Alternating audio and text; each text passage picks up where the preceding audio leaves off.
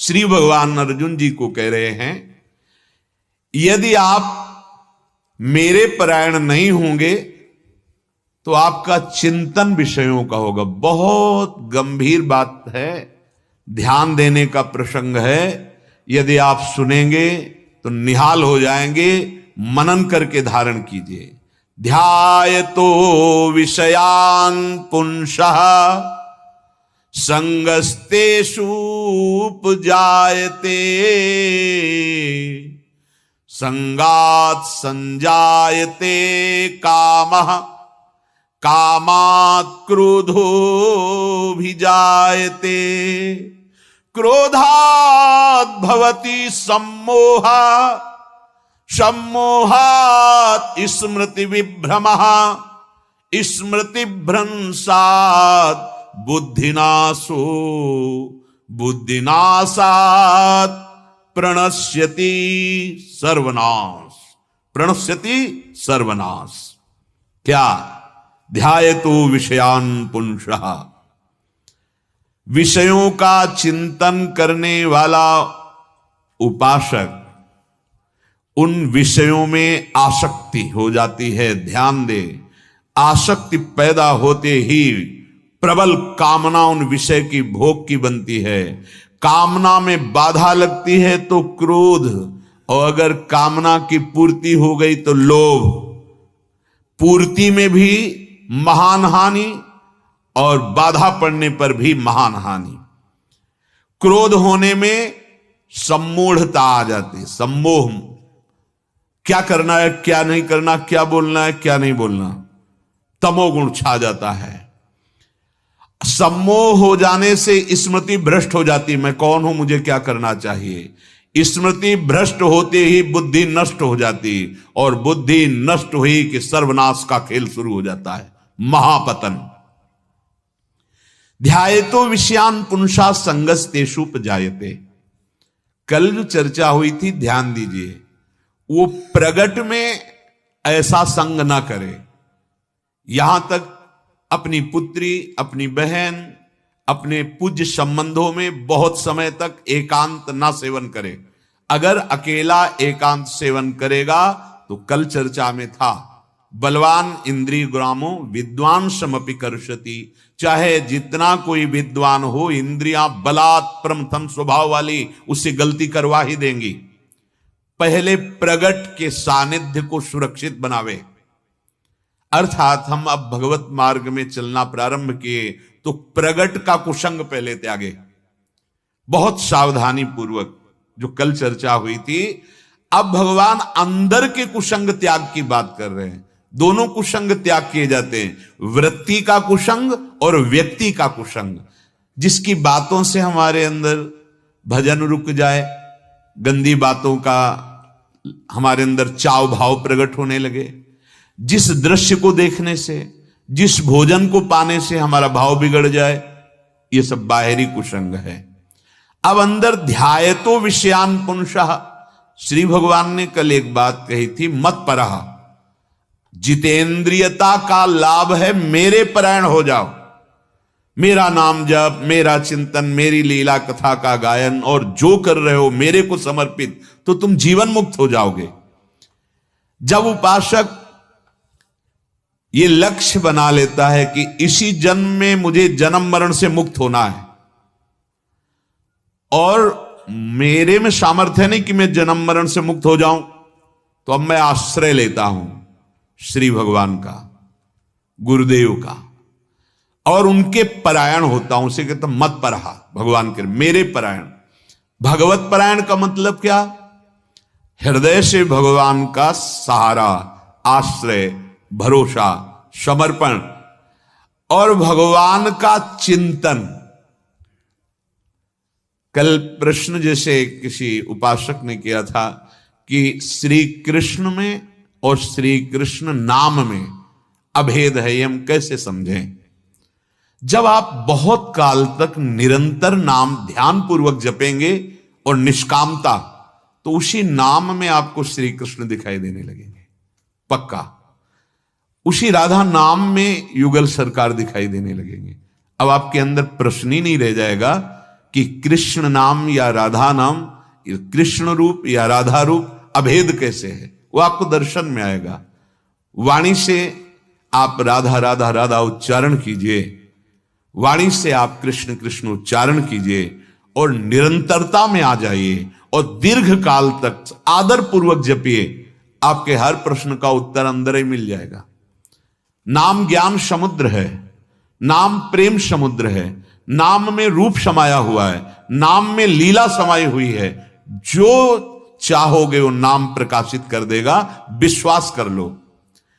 भगवत परायण का तात्पर्य है भगवत आश्रित होकर हमारी हर वृत्तियां प्रभु में लगे। श्रवणेन्द्रीय चर्चा प्रभु की सुने, वाकेंद्रीय प्रभु का नाम कीर्तन नाम जप करे, नेत्रेंद्रीय सब में भगवत भावना करे, हमारी कर्मेंद्रियां कर्म करके प्रभु को समर्पित करे। जब उपासक भगवत चिंतन परायण नहीं होता तो जबरदस्ती विषय चिंतन बनेगा। बस यहां ये देखना है। कल चर्चा में कहा था जहां विषय चिंतन होने लगे राधा राधा राधा बिल्कुल शुरू कर दो, पर उस समय नाम छूट जाएगा, क्योंकि इंद्रियां विषय स्वाद में लग गई, मन इंद्रियों का गुलाम हो चुका है और मन ने बुद्धि को अधीन कर लिया है, तो भजन कौन करे? क्योंकि स्वा उसी अंतःकरण में तन्मय हो गया। बाद में ध्यान आता, अरे गलती हो गई, ये कैसे हो गया? ये तब हो गया जब आपका चिंतन छूट गया, भजन छूट गया। नाम ना छूटे तो कोई भी कर्म बंधन आपको बांध नहीं सकता। विषयान गृहणंत मुंचंत हुआ, नाम पहले छुटाता है। मन ध्यान देना, पहले वो विषय चिंतन कराता है, संकल्प बनाता है। इतनी देर आपने दे क्यों दिया उसे? इतना समय क्यों दिया? बड़े बड़ों से चूक हो जाती है। बहुत सावधानी का विषय वर्णन कर रहे हैं उपासक के लिए। एक तरफ प्रभु है, एक तरफ माया संसार है। आप प्रभु की तरफ बढ़ना चाहते हैं, संसार आपको घसीटेगा, प्रभु की तरफ नहीं जाने देगा। सुख सुविधाएं देकर या दुख दुविधा देकर, सुख सुविधा देकर रोकेगा या दुख दुविधा देकर रोकेगा। जब परमात्मा का आश्रय तुम लिए हो प्रभु का, तो तुम्हारा चिंतन प्रभुमय होना चाहिए, नाम नहीं छूटना चाहिए। आपने जो ही आपके सामने सुख सुविधा या दुख दुविधा आई, वो प्रभु को छोड़ दिया, चिंतन बिगड़ गया। चिंतन बिगड़ना ही सर्वनाश मानना चाहिए। कहा हनुमंत विपति प्रभु सोई, जब तब सुमीरन भजन न होई।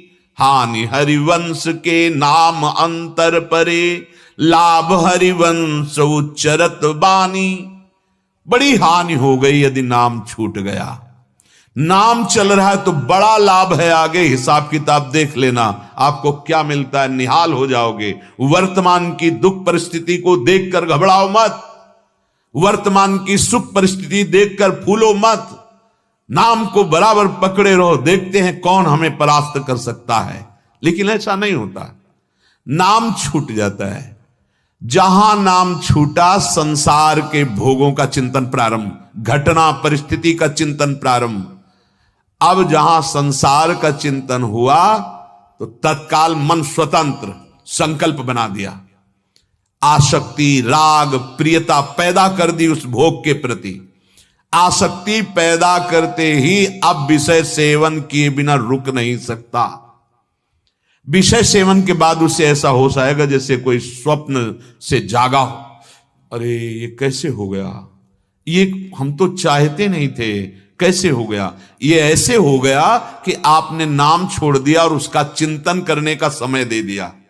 ध्यायतो विषयान पुंसा संगस्तेषुपजायते। जो ही विषय चिंतन की छूट दे दी, उसी समय मन ने संकल्प करके आसक्ति पैदा कर दी। आसक्ति होने से सुख बुद्धि प्रबल हुई और क्रिया बन गई। अब एक और सावधानी की बात करें। मानो क्रिया नहीं बन पाई, जिनकी बहुत चतुर सावधान साधक हैं, पर मानसिक भगवत विस्मरण हो गया और आपका चिंतन बन गया, तो शारीरिक क्रिया ना होने पर भी जो उसका परिणाम आना चाहिए वो आ जाएगा। क्या? विषय प्रियता और उसका संस्कार। विषय प्रियता, उसका संस्कार अब बार बार आपके भजन में विक्षेप डालेगा। क्रिया नहीं बनी, पर आपने प्यार पूर्वक उस भोग का चिंतन किया। उस समय भजन नहीं हो रहा था। अगर राधा राधा नाम चलता होता तो संस्कार नहीं बन पाता और वो उसको डिलीट कर देता, उसको मिटा देता। ये युक्ति है। संगात संजायते कामः, जे ही आपने उस विषय चिंतन को स्वीकार किया, समय दिया, अब कामना इतनी प्रबल पैदा हो गई कि अब आप रोक नहीं सकते। कामात क्रोधो भी जायते, यदि उस कामना की पूर्ति में बाधा पड़ा तो भयंकर क्रोध पैदा हो जाएगा, अपने को नष्ट करने के लिए, सामने वाले को नष्ट करने के लिए। यही हो रहा है। भगवान बोल रहे हैं, कोई व्यक्ति नहीं बोल रहा, भगवान बोल रहे हैं। अगर कामना की पूर्ति हो गई तो लोभ पैदा हो जाएगा, बार बार भोगने की इच्छा, नए नए प्रकार से, नए नए पदार्थों के, नए नए भोगों की रुचि। बर्बाद हो गया हृदय, जिसे हम समेट करके प्रभु में चलाना चाहते थे, फिर फैल गया, फिर गंदा हो गया। विषय चुगा जिन चुगे मन, चुगत कछुक सुख होय, फिर फांसी ऐसी पड़े ते सम दुख न कोय। विश्वास कीजिए, ये ऐसे कर्म करा देता है, जेल भरी है इसी मनोरंजन से। कई बार कहते हैं अगर आपका पाप प्रकाशित नहीं होगा तो मन आपको दंड देगा। वही मन जो भोगों में ले गया था वही आपको दंड देगा, जलाएगा, घबराहट पैदा करेगा, भय पैदा करेगा, अशांति पैदा करेगा।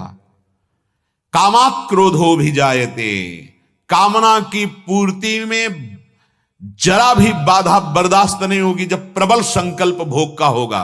अब अगर नहीं वो क्रिया बनी तो भारी क्रोध अपने पर या सामने वाले पर, और हिंसा में उतर जाता है। कामना एक ऐसी है कि बाधा पड़ने पर क्रोध भयंकर हो ही जाता है। जैसे अपने में बड़ा अच्छाई का अभिमान कि मैं बहुत अच्छा चलता हूं, सत्य पे चलता हूं। अब उसके आदर सम्मान में जहां कहीं कोई कमी हुई तो उसको क्रोध आ जाएगा, तो मुझे क्या समझते हो, आदि आदि।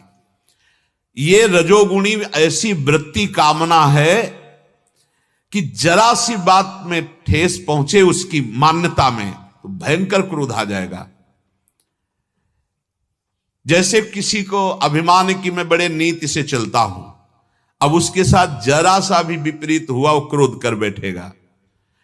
जिसको यह है कि मैं माननीय पुरुष हूं, महत्वाकांक्षी, जरा सा कहीं अपमान की संभावना हुई वो क्रोधित हो जाएगा। मान में ठेस, सत्कार में ठेस वो स्वीकार नहीं कर पाएगा। नाक में गुस्सा भरी रहती है, सकामी पुरुष की नाक में गुस्सा, जरा सा अगर कहीं भीड़ में छू जाए वो आग बबूला, जरा सा कुछ प्रतिकूल हो जाए, क्या स्थिति हृदय की। क्रोधात् भवति सम्मोहा, जहां क्रोध आया तो मूढ़ता छा जाती है, बिल्कुल पागल आदमी समझ लो। अब उसको यह समझ में नहीं आता है कि मुझे क्या करना चाहिए। सम्मोह, मूढ़ता, चारों में मूढ़ता होती है। काम में अगर काम छा गया अपने रूप में तो इतना पागलपन सवार हो जाएगा कि क्या करना चाहिए क्या नहीं करना चाहिए, खत्म। काम में इतना अंधकार छा जाता है। कोवा मदांधो, भगवान शंकराचार्य जी से पूछा गया कि अंधों में भी सबसे बड़ा अंधा किसे माना जाएगा, तो उनका मदना तुरुवा, जिसको काम अपने अधीन कर लिया वो अंधा हो गया, वो नहीं देख पाएगा अनुजा तनुजा, पवित्रता, पूज्यता, कुछ नहीं देख पाएगा। वो काम के वशीभूत होकर ऐसे कार्य कर बैठेगा जो नहीं करना चाहिए। काम में भी मूढ़ता है और क्रोध में भी मूढ़ता है। जो अपने क्रोध को नहीं संभाल पाया वो पूज्य जनों का अपमान कर देगा, प्रिय जनों का अपमान कर देगा, ऐसी बातें बोल देगा जो उसको कभी चैन नहीं लेने देंगी, ऐसी क्रिया, ऐसी हिंसा कर बैठेगा, जीवन बर्बाद करवा देगा। ये क्रोध ही तो है। तीसरा लोभ, इसमें भी मूढ़ता पैदा होती है। यदि लोभ जग गया धन का, भोगों का, मान का, किसी का, अब उसको ऐसी पागलपन मूढ़ता छा जाती है, ऐसे धन ले आ दो, ऐसे ऐसे करके हम ये वस्तु अपहरण कर लें। ये भगवान वर्णन कर रहे हैं। अगर लोभ बढ़ गया तो इसमें भी मूढ़ता छा जाती है। लोग सोचते हैं छोटे मार्ग से बड़ा धन पैदा करना कैसे मिलेगा, बोले असत कार्यों के द्वारा। अब असत कार्यों से प्राप्त धन से कभी तुम्हें शांति, कभी सुख, कभी विश्राम प्राप्त हो सकता है? नहीं। ममता, जब शरीर में ममता, परिवार में ममता, तो उसके हृदय में रहता मेरा परिवार सुखी हो जाए, इसके लिए कुछ भी करना पड़े। ये चारों मूढ़ता पैदा कर देते, पागलपन कर देते हैं, बिल्कुल बुद्धि निर्णय नहीं करती। और प्रायः अगर भगवत भजन नहीं है, सत्संग नहीं सुन रहे, भगवत मार्ग नहीं, तो इन चारों का विशेष राज्य है। काम, क्रोध, लोभ, ममता, यही तांडव मचाए हुए हृदय में अशांति, दुख, चिंता, भय, शोक। सम्मोहात स्मृति विभ्रमा, इन चारों में से कोई एक बढ़ गया तो अपना प्रभाव दिखा देगा, स्मृति नष्ट हो जाएगी। क्या स्मृति? मुझे मानव देह क्यों मिली है, मेरा कर्तव्य क्या है, मेरा धर्म क्या है, इस समय मुझे क्या करना चाहिए, बिल्कुल नहीं निर्णय रहता। मूढ़ता छा जाने से स्मृति नष्ट हो जाती है। शास्त्र क्या आज्ञा करता है? सद्विचारी पुरुष इस समय क्या करते, अगर मेरे अंदर क्रोध आया, ममता आया, तो इस समय मुझे क्या करना चाहिए, सब निश्चय खत्म हो जाता है। उसकी स्मृति जहां नष्ट हुई तो स्मृति भ्रंशात बुद्धिनाशो, अब बुद्धि काम करना खत्म कर दिया। अब जो संकल्प बना वही क्रिया होगी। ये जितनी हिंसाएं हो रही हैं, जितने व्यभिचार प्रवृत्तियां, जितने ये दोष बढ़ रहे हैं, इनका कारण है भगवद विमुखता। वो भगवान का आश्रय लेकर भगवान नाम जप नहीं कर रहे। हम सैकड़ों बार प्रार्थना कर चुके हैं कि भगवत प्राप्ति ना सही भाई, अरे जीने के लिए, मानवता के लिए हमारा पवित्र जीवन कैसे होगा? हमारी बुद्धि भ्रष्ट हो गई है, हमारी बुद्धि नष्ट हो गई है, नास्तिकता आ गई है, ना हम शास्त्र की बात समझते हैं, ना संतों की बात। मनमानी आचरण बढ़ते चले जा रहे हैं उधर जहां दुख का सागर है। दुख का सागर है, डूबना ही डूबना है। ये जीवन विपरीत मार्ग में चलने के लिए नहीं है, भगवत मार्ग में चलने के लिए। अब स्मृति का नाश होते ही बुद्धि नाश, और बुद्धि नाश ही सर्वनाश। बुद्धिनाशात प्रणश्यति, बाद में वो सोचता है हाय कैसे हो गया। फांसी की सजा, आजीवन कारावास, नाना प्रकार की प्रताड़नाएं जब भोगता है, ये तो यहां की है, बड़ी जेल तो नरक है। फिर क्या मन पछतई है अवसर बीते, दुर्लभ देह पाए हरि पद भजु, करम बचन अरु जीते, मन पछतई है अवसर बीते। बुद्धिनाशात प्रणश्यति, बुद्धि का नाश हो जाना ही साधक का सर्वनाश कहा जाता है। विषयों का ध्यान करने से काम प्रबल हो जाता है। इसीलिए मोबाइल आदि से गंदी बातें देखना, गंदे बात करने वाले पुरुषों का संग त्याग करना हमारे लिए अत्यंत आवश्यक। अगर हम देखना बराबर बनाए रखेंगे, गंदे पुरुषों का संग करेंगे, बच नहीं पाओगे। जो हम देखते हैं, जो सुनते हैं, जिनका संग करते हैं, उनका रंग चढ़ता है। जित संग दोषा तो सिद्ध पुरुष होता है। बहुत बचना चाहिए। छोटे छोटे बच्चों में जो असद भावनाओं की वृत्ति बढ़ रही है, उसका कारण कुसंग है। जहां हमें सत्संग सिखाना चाहिए वहां कुसंग सिखाया जा रहा है। कैसे आगे इनका जीवन बढ़ेगा? जहां हमारा विषयों का ध्यान, कैसा आकर्षण माया के लगता सुख है। सच्ची बात कह रहे हैं, आप ही ये अनुभव करके देखो। संसार में हो, गृहस्थ में हो, नाम जपते रहना, फिर आप बताना किस भोग में सुख है। केवल आप किस साथ नाम होना चाहिए, वो सही गाइड करने वाला है, वो सही अंगरक्षक है, वो सही बुद्धि को दिशा देने वाला है। जैसे अंधकार में हम कुछ का कुछ समझ लेते हैं, प्रकाश हो तो सही वस्तु दिखाई देगी। ये देव कृपा करी बुद्धि प्रकाश, ये नाम आपकी बुद्धि में प्रकाश देगा। फिर आपको खुद समझ में आएगा कहां सुख है।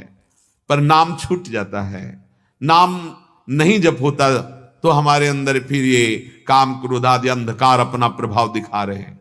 श्री भगवान कह रहे हैं, राग द्वेष वियुक्तैस्तु विषयानिन्द्रियैश्चरन् आत्मवश्यैर्विधेयात्मा प्रसादमधिगच्छति प्रसादे सर्वदुःखानां हानिरस्योपजायते प्रसन्न चेतसो ह्रासु बुद्धि पर्यवतिष्ठते। अब जब उपासक अपने अंतःकरण को वश में कर लेता है, अंतःकरण में 4 वृत्तियां हैं। बुद्धि निश्चय करती है, मन संकल्प विकल्प करता है, चित्त चिंतन करता है, अहंकार कर्ता भोक्ता स्वीकार करता है। चारों में जो सावधान है, क्या सावधान?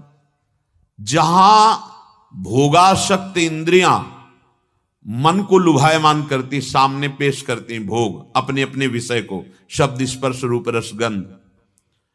अगर मन खाली है, नाम जप नहीं चल रहा, तो इंद्रियां तत्काल, कहने में देर लगी, तत्काल वो मन को अधीन हो। मन तत्काल बुद्धि को निर्णय करने का अवसर नहीं देगा, उसको अधीन कर लेगा। और यहां भगवान कह रहे हैं, जो साधक अपने अंतःकरण को अपने वशीभूत कर लेता है, निश्चय यह है कि भोगों में सुख नहीं है। बड़े बड़े महापुरुषों के अनुभव देखने चाहिए। पुरवा नाम के सम्राट हुए हैं, इतने पुण्यात्मा थे कि उनको पत्नी रूप में उर्वशी जी मिली, बहुत ही अप्सराओं में सर्वश्रेष्ठ हैं। जिस समय कामदेव बद्री विशाल भगवान बद्रीवन विहारी नर नारायण तपस्या में लगे थे, तो उनके तप को भंग करने के लिए वो बहुत सी अप्सरा, बसंत ऋतु, मलय मारुत, गंधर्वादि के साथ कामदेव वहां पहुंचे। तत्काल ऋतु परिवर्तन, बसंत ऋतु बड़ी शोभायमान, मन को लुभायमान, शीतल मंद सुगंध चलने लगी वायु। गंधर्वगण मधुर ध्वनि से संगीत, अप्सराएं गान कर रही, नृत्य कर रही, आकर्षण कर रही। जहां भगवान नर नारायण तपपरायण है, सारा का सारा प्रयास निष्फल। अब तो भयभीत हो गए कि कहीं सांप न दे दे, इसलिए सब चरणों में प्रणति हुए। तब आंख खोला और भगवान नारायण ने कहा, तुम्हारा स्वागत करना चाहिए काम, तुम यहां आए हो, इतना प्रयास किया। तो अपनी जंघा में ऐसे लिखित चित्र बनाया, जे ही बनाया तो मूर्तिमान उर्वशी जी प्रकट हो गई, भगवान नारायण की जंघा। देखते ही काम, अप्सरा, गंधर्व सब मोहित हो गए। तब कहा कि तुम्हारे पास ऐसा है ही नहीं कुछ वैभव जो मुझे मोहित कर सको। जाओ इस अप्सरा को ले जाओ और देवराजेंद्र से कहना तुम्हारे स्वर्ग की शोभा बढ़ाने वाली देवी है। उस उर्वशी के शरीर से ऐसी सौरभ आती थी, मुख से हविष्यान्न की गंध आती थी। देवी हैं, भगवान नारायण की जंघा से प्रकट हुई। पुरवा जी ने पत्नी रूप में स्वीकार किया। अंततो गत्वा, भागवत में वर्णन है, पुरवा जी ने अपने को धिक्कार शब्द से धिक्कारा कि मुझे धिक्कार है, मैं अपने को सम्राट समझता था, शूरवीर योद्धा समझता था, मारा गया, इस काम ने मेरे कुछ सुख नहीं मिला। उर्वशी जी से आप विचार करके देखो, महाराज ययाति अपनी यौवन अवस्था, अपने पुत्र की यौवन अवस्था, दैत्यराज वृषपर्वा की पुत्री शर्मिष्ठा, भगवान शुक्राचार्य की पुत्री देवयानी, परिणाम लिखा, कुछ सुख नहीं मिला। एक भगवद विमुख पुरुष को संपूर्ण विश्व के साफ सुख मिल जाए तो भी कुछ सुख का अनुभव नहीं होगा। आप अपने हृदय को देख लो, कितना भोगा, फिर भी वही तृष्णा, मतलब कुछ नहीं हाथ लगा, पूरा जीवन नष्ट हो जाएगा, कुछ हाथ नहीं लगेगा। रोकना पड़ेगा मन को, तभी अच्छे सुख में पहुंचोगे, जिसे अविनाशी कहते हैं। जहां दुख का लेश नहीं है, जो नित्य सुख है वह है प्रभु। प्रभु का नाम, प्रभु का रूप, प्रभु की लीला, प्रभु का धाम। साधक जब अंतःकरण को वश में करता है तो पहला बुद्धि का निश्चय होता है कि जगत में जिस सुख की हम खोज कर रहे हैं वो है नहीं। बस जीवन यापन करने के लिए धर्मयुक्त विषय सेवन करना है और मुझे परमात्मा प्राप्ति करनी है। देख लो, जो नहीं माने, कितने ऐसे नवयुवक आते हैं, प्रश्न करते हैं कि मैं डिप्रेशन में हूं, उठना बैठना मुश्किल हो गया है, बहुत सी परेशानियां व्यक्त करते हैं और आखिरी शब्द लिखते हैं कि अब इच्छा होती शरीर छोड़ दूं, पर आपका जब से प्रवचन सुना तो जीने की आशा हो गई। क्या कर दिया इस मन ने, क्या कर दिया? इसको छूट देते चले गए तो कहां पहुंचा दिया। नहीं नहीं, रोको भाई, मन को रोक करके प्रभु में लगाओ। अगर आप ऐसा कर ले गए तो मानव जीवन का वो लाभ मिलेगा, परमानंद में निमग्न हो जाएंगे। उपासक राग द्वेष वियुक्त ही है, हर इंद्रिय में राग द्वेष। देखो, हमारा मन इन दो तारों पे भागता है संसार में। जो हमें प्रिय हुआ, जो अनुकूल हुआ, अच्छा लगा, उसको राग कहते हैं। जो अप्रिय है, प्रतिकूल है, बुरा लगा, उसे द्वेष कहते हैं। ये दोनों में भागता रहता है। चुप होके देखो इस मन को, ये कभी राग में होगा या द्वेष में होगा। किसी वस्तु, व्यक्ति, स्थान, घटना, परिस्थिति, दो में ही होता है। उपासक क्या करता है? दोनों से विचरण में अपने आप को बचाता है। जहां अनुकूल परिस्थिति में जाता है वहां प्रभु देखता है, वस्तु, व्यक्ति, स्थान। प्रतिकूल में जाता है वहां प्रभु देखता है। बच जाओगे, बच जाओगे। ये देखना अभ्यास से पुष्ट हो जाता है। शुरू तो करो। आप क्रियाएं देख रहे हो, ये क्रियाएं मायाकृत है। इन क्रियाओं का जो कारण है वो सबके हृदय में विराजमान परम तत्व सामर्थ्यशाली प्रभु है। उस पर तुम्हारी दृष्टि जाने लगे तो राग द्वेष से बच जाओगे। बार बार कह रहे हैं, प्राय ऐसा नहीं होता। हम क्रियाओं को देखकर निंदा करते हैं और क्रियाओं को देखकर प्रशंसा करते हैं। और सुनो तात मायाकृत, ये गुण और दोष अनेक। गुण या उभय न देखी, देखी सो अविवेक।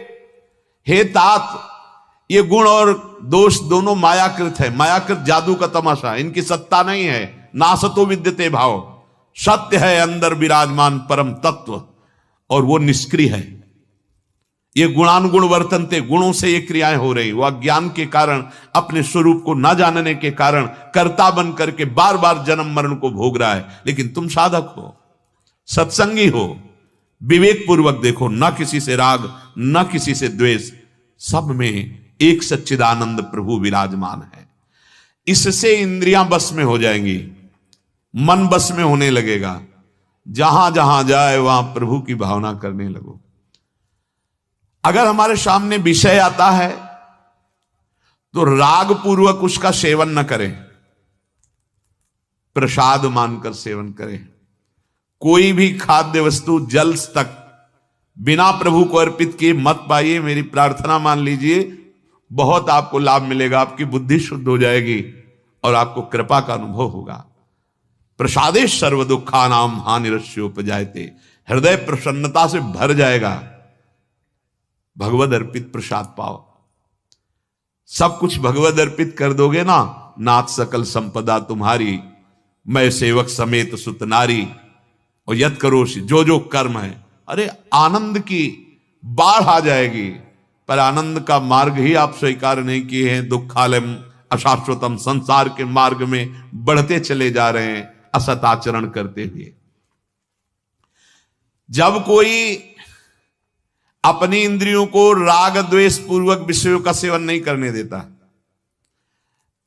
द्वेष पूर्वक, घृणा नहीं करनी, ठीक है। भगवान की रचना है, 3 प्रकार की रचना है, सतोगुणी, रजोगुणी, तमोगुणी। 3 प्रकार की लीला है, सृजन, पालन, संहार उन्हीं से हो रहा है। देखो, विवेकी जन फंसते नहीं हैं बाहरी चेष्टाओं में। अविवेकी जन केवल बाहरी चेष्टाओं को देखते हैं। ये दुष्ट है, भगवान कैसे हो सकता है? नहीं, पर्दा लगा हुआ है। माया का। सबके अंतर में वो बैठा हुआ शांत निष्क्रिय, बाहर से जो क्रियाएं हो रही, यंत्रारूढ़ानि मम माया, भगवान की त्रिगुण माया यंत्र की तरह सबको नचा रही है। किनको? माया रचित शरीरों को, आत्म तत्व को नहीं। थोड़ा ये बहुत ही विशुद्ध मार्ग है, पवित्र मार्ग पर आप थोड़ा तो समझना शुरू करें। साधक अंतःकरण को अपने बस में करने के लिए तैयार हो। अंतःकरण, बुद्धि से निश्चय करो संसार में सुख नहीं है। जो भोग रहे हैं वो देख रहे हैं, पर मलिन होने के कारण दूसरा रास्ता सुख का नहीं दिखाई देता, तो फिर उसी में गिरते हैं। अगर सुख का रास्ता थोड़ा चल दो प्रभु की तरफ, तो आपको भी अनुभव में आने लगेगा। जैसे जैसे भजन बढ़ेगा, असलियत दिखाई देने लगेगी संसार की। मन से निश्चय करो, ऐ मन, जहां जहां तू भोगों में जब जब गया तब तब अशांति ही मिली है।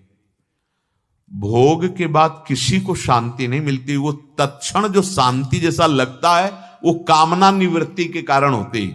हमने कामना की कि ये मिले और मिला, तो वो कामना थोड़ी देर के लिए शांत हुई, तो मेरे हृदय में एक शीतलता, एक विश्राम सा, वो कामना त्याग का है, भोग का नहीं है।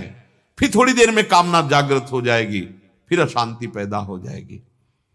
मन को कामना संकल्प से बचाए कि कभी सुख भोगते भोगते तुझे सुख मिला नहीं मिला। सुख मिलेगा गोरे सांवले चरणारविंद में, मान लो। जब तक इनके चरणों का आश्रय लेकर भजन नहीं करोगे, कभी सुख नहीं मिलेगा। पूरा जीवन व्यतीत हुआ जा रहा है, बढ़ते चले जा रहे हो ऐसे अंधेरे की तरफ कि जन्म जन्म कभी प्रकाश नहीं दिखाई देगा। चित्त को चिंतन से रोको। ये जो विषयों का चिंतन करता है, इसी से प्रभु का चिंतन करवाओ, नाम का चिंतन करवाओ, और अहंकार को रोको कर्ता भोक्ता भाव से। इसे प्रभु के चरणों में समर्पित करो, अंतःकरण वश में हो जाएगा। हर एक साधक को अंतःकरण वश में करना अत्यंत आवश्यक है। अगर व्यवहार करते समय, भोग भोगते समय अंतःकरण राग द्वेष से युक्त है, तो बात बनेगी नहीं। आप भोजन पा रहे हो, भोजन का स्वाद मत लो, प्रसाद समझकर पाओ। रसेंद्री कह रही खीर बहुत बढ़िया, हाँ प्रिया जो ने पाया है ना, हाँ ये पदार्थ, हाँ प्रभु का उच्छिष्टामृत है ना, बार बार काटो उस बात को, प्रभु का प्रसाद है ये। वस्त्र प्रभु को अर्पित करके, कर्म प्रभु को अर्पित करके, जीवन प्रभु को अर्पित कर, अभी जीवन मुक्तता की तरफ बढ़ने लगोगे। पर हमें क्या होता है, जो अच्छा लगता है उससे राग पूर्वक भोगते हैं, चाहे जिस इंद्रिय का विषय हो, और जो हमारे प्रतिकूल होता है उसे द्वेष पूर्वक त्याग करते हैं। साधक द्वेष पूर्वक नहीं त्यागता, शास्त्र के आज्ञा के अनुसार त्यागता है। ये नहीं तो उसको द्वेष नहीं है, वो अपने कर्तव्य का पालन करता है, शास्त्र विरुद्ध आचरण वो आज्ञा पालन करने के लिए त्याग करता है, द्वेष पूर्वक नहीं। और अपने जीवन निर्वाह के लिए प्रसाद रूप सेवन करता है, राग पूर्वक नहीं। प्रभु साधक को सावधान कर रहे हैं कि प्रत्येक इंद्रिय के विषय में राग द्वेष छुपे हुए हैं, और राग द्वेष दोनों खोइए और खोजिए पद निर्वाण, तब मोक्ष पदवी या भगवत प्रेम प्राप्त होता है। किसी व्यक्ति वस्तु स्थान से न राग है न द्वेष है, हर अंतःकरण राग द्वेष में ही विचरण कर रहा है। देख लीजिए, जो अंतःकरण उपासना से पवित्र हो रहा है वो राग द्वेष रहित होता है। घोर पापी नीच आचरण वाला सामने आता है, वैसे ही आदर, आइए आइए मेरे प्रभु पधारे, बैठे। वो कड़ुए वचन बोल रहा है, वो उच्छृंखल वार्ता कर रहा है, प्रणाम प्रभु, धन्य है आप हमें दर्शन दिया। क्या बिगाड़ लिया? क्या वो हमारे अंदर द्वेष पैदा कर पाएगा? अरे ये तो दुष्ट है, ये तो नीच है, ये तो उत्तम है, ये तो अच्छा है। राग हो गया, द्वेष हो गया। आप उसको जान नहीं पाए जिसकी खोज कर रहे हैं। खोज किसकी कर रहे हैं? सबके हृदय में विराजमान अछत विकारी परमात्मा की। उसी से परमानंद की प्राप्ति होगी, वही विराजमान, बिल्कुल संशय मत करो। विषयांचरण, जिसका अंतःकरण अपने वश में नहीं है, इंद्रियां राग द्वेष पूर्वक अंतःकरण को घसीट देती हैं विषयों में। आहा, आज तो ये पाया, आज तो ये देखा, ये मारेगा आगे चलकर तुम्हें। यही छूट, यही विषय प्रियता ऐसी जगह फंसाएगी कि रोते नहीं बनेगा। हृदय की बात कहते हैं। शास्त्र की आज्ञा का उल्लंघन करने वाला पछतावा अशांति के सिवा कुछ नहीं प्राप्त कर पाएगा। अक्षरशः शास्त्र आज्ञा का पालन होना चाहिए। ये बात विषयी पुरुष की समझ में नहीं आएगी, क्योंकि उसने अपना जीवन विषयानंद मान रखा है। बड़े भाग्यशाली हैं जो भगवदानंद की प्राप्ति के लिए कमर कस रहे हैं। उनके लिए यहां वर्णन है। साधक जो विषयों का सेवन राग द्वेष पूर्वक करता है, क्या सेवन? नहीं, हमें पसंद, हम पसंद की बात नहीं कर रहे। शास्त्र की आज्ञा है कि आपको प्याज लहसुन नहीं पाना, आपको ये अभक्ष पदार्थ नहीं पाना, आपको अभक्ष हमें घृणा नहीं है, हमें द्वेष नहीं है। जैसे बाजार में जा रहा है उस श्री जी के लिए कोई सेवा का आभूषण, कोई पदार्थ, कोई वस्तु लेने। अब बाजार में सब बाजार लगी हुई, तो क्या उससे द्वेष है? क्या ना किसी दुकान से राग है ना द्वेष है। वो सीधे उस दुकान में पहुंचा जो श्री जी की वस्तु लेने, अपनी वस्तु लिया, चला आया। कहीं मांस बिक रहा है, कहीं कुछ बिक रहा है, कहीं ना उसको किसी से द्वेष है ना उसको किसी से राग है, क्योंकि वो केवल अपने लक्ष्य के लिए जा रहा है, श्री जी की सेवा वस्तु। ऐसे रहना है।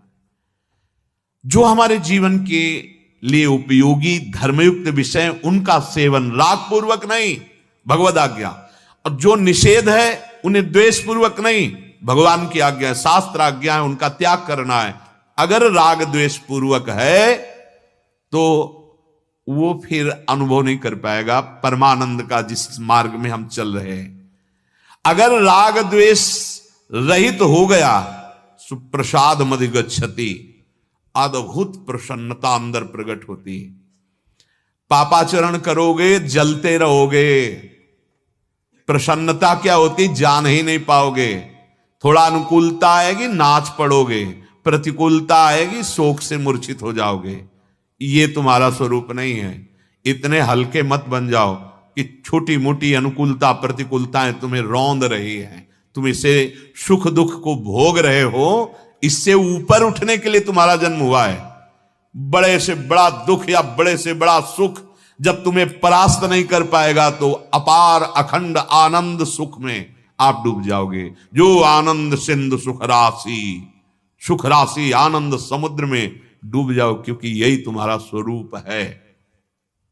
प्रसादमति गच्छति, अंतःकरण मलिन होता है राग द्वेष पूर्वक विषयों का, व्यक्तियों का सानिध्य स्वीकार करना।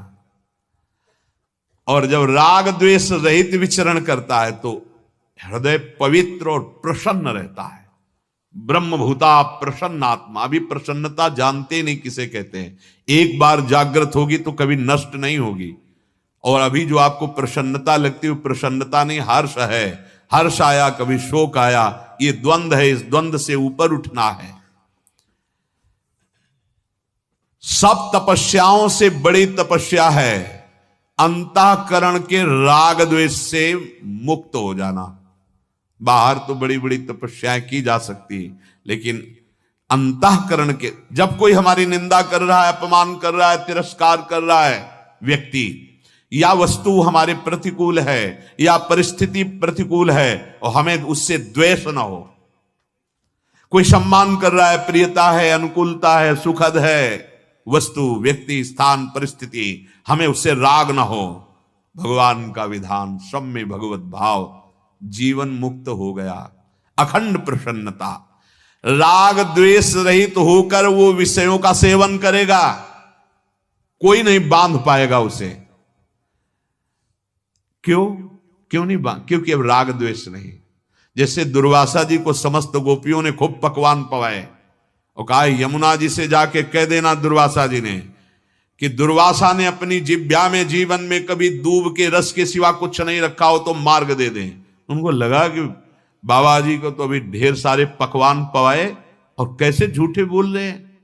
जब भगवान यमुना जी के पास गई तो रास्ता दे दिया और भगवान से पूछा तो यही भगवान ने बात कहा कि ये महापुरुष कर्ता और भोक्ता भाव से रहित है, ये राग द्वेष से रहित है, ये इच्छा रहित महापुरुष है। इच्छा रहित, राग द्वेष रहित, अहंकार रहित महापुरुष के द्वारा जो भी होता है वो बंधन कारक नहीं होता। इच्छा पूर्वक कुछ भी किया जाता है, राग द्वेष पूर्वक कुछ भी किया जाता है, वो बांध लेता है।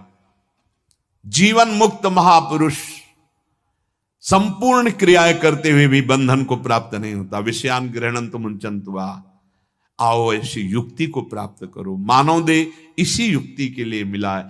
प्रसादे सर्व दुखानाम हानिरस्योपजायते। जब हृदय प्रसन्न हो जाता है तो सारे दुखों का नाश हो जाता है। सारे दुखों का नाश करने का उपाय बाहरी नहीं है, भागे घूम रहे हो उससे नहीं होगा। नाम जप करो, भगवद आश्रित रहो, बुरे आचरणों का त्याग करो, अच्छे आचरण स्वीकार करो, भगवत प्रसन्नता जागृत हो जाएगी। ये जो संत जन हैं या जो गृहस्थ भक्त जन हैं, देखो मुख प्रसन्न तन तेज विराजा, आनंद मगन, उनके दर्शन मात्र से हृदय शीतल होता है। क्यों? क्योंकि अब उनके हृदय में प्रसाद प्रकट हो गया, भगवत कृपा प्रकट हो गई, प्रसन्नता प्रकट। हमारे सारे आचरण भगवत विमुख हो रहे हैं। हम मिलते हैं तो राग से, हम छोड़ते हैं तो द्वेष से, हम भोगते हैं तो राग से, और अगर त्यागते हैं तो द्वेष से। बात एक ही हो गई, बंधन दोनों में ही है। हमें जीवन मुक्त होना है, राग द्वेष रहित होकर शास्त्र आज्ञा के अनुसार हम चल रहे, तब प्रसादे सर्व दुखानाम। ये प्रसन्नता ऐसी प्रकट होती, सारे दुखों का नाश कर देती है। चित्त आनंद में उमक कर परमात्म चिंतन में लग जाता है। कोई भी दुख सुख उसे घसीट नहीं पाता। सुख दुखे समय कृत्वा लाभा लाभो जया जयो। कैसी स्थिति है, हानि हो या लाभ, जय हो या पराजय, सुख हो या दुख, वो महापुरुष अखंड प्रसन्न रहता है। इसलिए ये जीवन व्यर्थ न जाए, सबसे प्रार्थना है भगवत प्राप्ति, जीवन मुक्तता, भगवत प्रेम ना सहे। हम ऐसे आचरण ना करें जिससे हमारी दुर्गति हो जाए। मनो इतनी ऊंचाई पर हम आ गए, अब नीचे न गिर जाएं। अगर हमारा जन्म हो अगला, तो ऐसा जन्म हो मानव देह का, बुद्धि प्रकाशित और भगवत प्रेमी महात्माओं का संग हो, जो इस जन्म में हमसे कचाई रही वो छूट कर हम भगवत प्राप्त हो जाएं। कोशिश करो अगला जन्म ही ना हो, वो नाम में है। नाम में बड़ी सामर्थ्य है। आपको कुछ समझ में आ रहा हो या ना आ रहा हो, जो भी खाओ प्रभु को अर्पित करके, जो भी पहनो प्रभु को स्पर्श कराकर, जो भी कर्म करो प्रभु को समर्पित कर दो, और हृदय से प्रभु के भरोसे में हो जाओ और नाम जप करो, सब ठीक हो जाएगा। विश्वास मानो, बहुत आनंद में हो जाओगे। थोड़ा समय है, जब तक ज्ञान प्रकाशित नहीं हो रहा तब तक आपको बार बार संशय होगा, मेरे नाम जप का, वृंदावन जाने का, सत्संग सुनने का क्या लाभ मिला, देखो ये प्रतिकूलता आ गई, देखो ये दुख आ गया। धैर्य रखना, मेरी बात पर विश्वास। आगे जो प्रकाश आने वाला है, आनंद आने वाला है, वो जहां मिला फिर आप संशय में नहीं रहोगे। अभी आपका प्रारंभिक साधन है, अभी आपके पाप नष्ट हो रहे हैं, इसलिए आप थोड़ा संशय में हो सकते हो, मत होना। ये सच्चिदानंद का मार्ग नारद जी ने वर्णन किया है भागवत में, कि अभी भजन शुरू किया है और उसका शरीर पूरा हो गया, भगवत प्राप्ति हुई नहीं, तो वो पुण्यात्माओं की तरह पुण्य भोग कर फिर ऐसा नहीं, वो भजन करने वाला उत्तम लोकों के सुखों को भोगेगा और श्रीमान कुलवानों के यहां जन्म लेगा, और ऐसा भक्ति का उसको वातावरण मिलेगा कि जो कचाई थी वो दूर हो जाएगी और भगवत प्राप्त हो जाएगा। भजन कभी निष्फल नहीं होता। भक्ति बीज पलटे नहीं, जो जुग जाए अनंत। हाँ, ऊंच नीच कुल उपजय होय संत को संत, वो महान पदवी को प्राप्त। अगर 10 बार राधा राधा कहा तो ये 10 बार तुम्हें उठा देगा, तुम्हारी दुर्गति से तुम्हें बचा लेगा। विश्वास करो, ये वो संपत्ति है जो आपके साथ जाने वाली। यहां जितना वैभव है, एक पैसा साथ नहीं जाएगा, एक व्यक्ति साथ नहीं जाएगा। भगवदाश्रित रहो, खूब नाम जप करो, शेष चर्चा आगे। श्री राधा वल्लभ लाल की।